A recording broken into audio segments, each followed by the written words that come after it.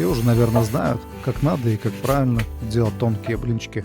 А что будет, если нарушить все правила и сделать блинчики без заморочек? По типу замешал и пожарил. Никакого кипятка, набухания клейковины, дрожжей, соды, никаких дырочек с протекающей начинкой.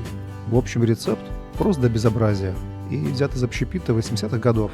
Там нет ничего лишнего, только мука, молоко, вода, яйца, соль да сахар. Итак, для замеса теста буду использовать простую литровую банку. Так меньше грязной посуды, без поварешек, венчиков, да и нагляднее будет видно и понятно, сколько теста вышло.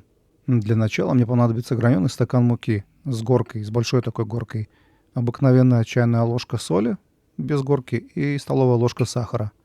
Все это дело закрою крышкой и хорошенько тряхану. Туда добавлю такой же граненый стакан холодного молока и одно среднее яйцо. Если хватает сил, то хорошенько тряхануть или, кому проще, ложкой перемешать. Ну вот и все. Осталось добавить только воды. У меня самая простая, из-под крана. Не хлорированная, конечно. Еще раз хорошенько взболтать. Или, если есть желание, то можно пробить с блендером или процедить. Но меня и так устраивает. Еле заметные комки потом сами разойдутся. Тесто должно получиться довольно жидким. Примерно как 10% сливки. Жарить буду сразу. Ждать развития клейковины не буду. И посмотрим, что из этого получится. Сковороду я, конечно, разогрел. И капельку масла добавил. А тесто наливаю на глаз. Так, чтобы оно только-только покрыло поверхность сковороды. Это примерно пол-поварешки. Блинчик довольно быстро и красиво подрумянился. И за счет того, что тесто не отдыхало и не было разбавлено горячей водой, конечно, оно очень напряжено. Сжимается, и за счет этого само отходит от краев. Его даже не надо подковыривать лопаткой. И можно легко перевернуть просто подбрасыванием. А вот характерные пятна далматинца – это опять-таки из-за напряженного глютена. Кстати, уже на предпоследних блинчиках, это где-то примерно на 40-й минуте, начали появляться дырочки.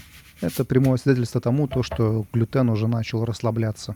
Ну что я могу сказать? В результате блинчики получились отличные. Края не сухие, не подгорали, совсем не жирные, следов на руках не оставляют. На первый взгляд, может, кажутся не такие нежные, как на кипятке и выдержанные временем. Но если мука была мягкая и с низким содержанием белка, то разницы, можно сказать, и нету вообще. Блинчики, как видно, довольно тонкие, на сковороде не рвались, эластичные, но в то же время не резиновые. В общем, результатом я доволен. Блинчики не идеальные, но мои дети от таких в восторге, так как начинка не вытекает, а им большего и не надо. Хотя я все равно предпочитаю тесто делать с вечера и жарить блинчики с утра. И дело не в текстуре блинчика и его нежности, а именно во вкусе, так как за ночь в тесте происходят биохимические процессы, которые раскрывают глубокий и многогранный вкус пшеницы. Но, к сожалению, не каждый может почувствовать эту разницу, так что готовьте так, как вам вкуснее. И сразу предупреждаю, что по этому рецепту у меня не получились блинчики с первого раза. Первая и главная проблема – это была низкокачественная мука.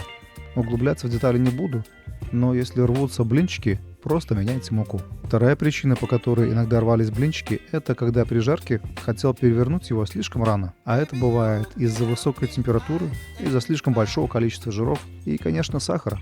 И в муке, кстати, тоже бывает повышенный сахар. На этом все. Спасибо всем, кто досмотрел до конца. Подписывайтесь, ставьте лайки и делитесь вашим опытом приготовления всеми любимых блинчиков. Всего вам хорошего.